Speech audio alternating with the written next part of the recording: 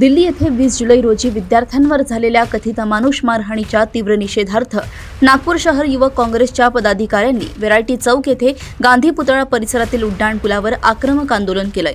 या आंदोलनादरम्यान उड्डाणपुलावरून अमित शहा जवाब दो अशा मोठ्या शीर्षकाचे बॅनर झळकावून केंद्र सरकारचा निषेध नोंदवण्यात आला।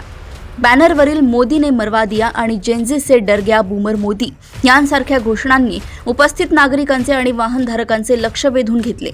युवक काँग्रेसच्या कार्यकर्त्यांनी हातात पक्षाचे झेंडे घेऊन केंद्र सरकार, पंतप्रधान नरेंद्र मोदी आणि केंद्रीय गृहमंत्री अमित शहा यांच्या विरोधात जोरदार घोषणाबाजी केली।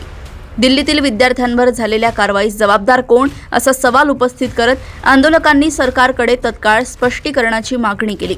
या आंदोलनात महाराष्ट्र प्रदेश युवक काँग्रेसचे प्रदेश महासचिव अक्षय हेटे यांच्यासह रौनक चौधरी, सुशांत लोखंडे, रजा अली, समीर तिमांडे, साहिल मोहोड, राहुल खैरकर, आयुष गोरले, शिवम चौधरी, आदित्य शिंगाडे व इतर अनेक पदाधिकारी आणि कार्यकर्ते मोठ्या संख्येने सहभागी झाले होते।